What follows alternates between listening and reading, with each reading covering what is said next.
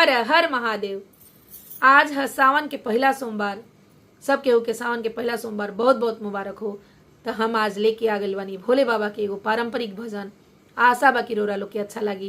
कृपया करके कमेंट करके बताएं कि भजन कैसन बा और लाइक भी करी, हमरा चैनल के सब्सक्राइब भी करी। हर हर महादेव। आई लो भजन सुनल जाओ। डमरू बाजेला टोला टोला, डमरू बाजेला टोला टोला, अड़भांगी भोला। डमरू बाजेला टोला टोला, अड़भांगी भोला।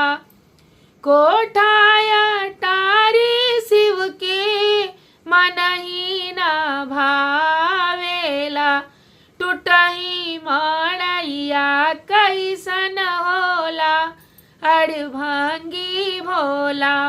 डमरू बाजेला टोला टोला, अड़भांगी हो भोला।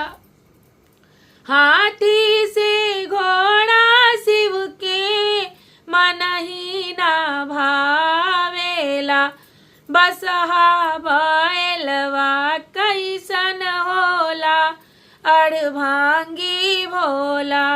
बसहा बैलवा कैसन होला, अड़भांगी भोला। डमरू बाजेला टोला टोला, अड़भांगी भोला। पूड़ी मिठाई शिव के मनही न भावेला, पूड़ी मिठाई शिव के मनही न भावेला। भंगिया धतुरवा कैसन होला, अड़भांगी भोला। भंगिया के गोला कैसन होला, अड़भांगी भोला। डमरू बाजेला टोला टोला, अड़भांगी भोला। अरे सेंट से पाउडर शिव के मनही न भावेला, कपड़ा से लाता शिव के मनही न भावेला। मिर्गा के छाला पर मोहाला, अड़भांगी भोला।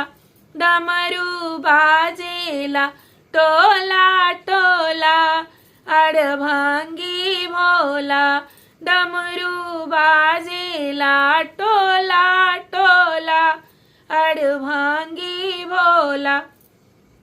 भभूति विभूतिया पर मोहाला, अड़भांगी भोला।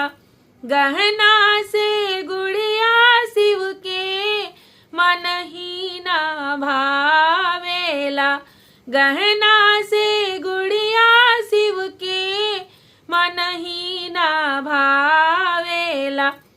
सर्प के हार गले होला, अड़भांगी भोला। बिछुआ के आर कान में होला, अड़भांगी भोला। डमरू बाजेला टोला टोला, अड़भांगी भोला। डमरू बाजेला टोला टोला, अड़भांगी भोला। डमरू बाजेला टोला टोला। संगी से साथी शिव के एको नाही बाड़े दादा, संगी से साथी शिव के एको नाही बढ़िया बाड़े। भूत और परेत संग में डोला, अड़भांगी भोला। भूत और परेत संग में होला, अड़भांगी भोला। डमरू बाजेला टोला टोला, अड़भांगी भोला। डमरू बाजेला टोला टोला, अड़भांगी भोला, हर हर महादेव।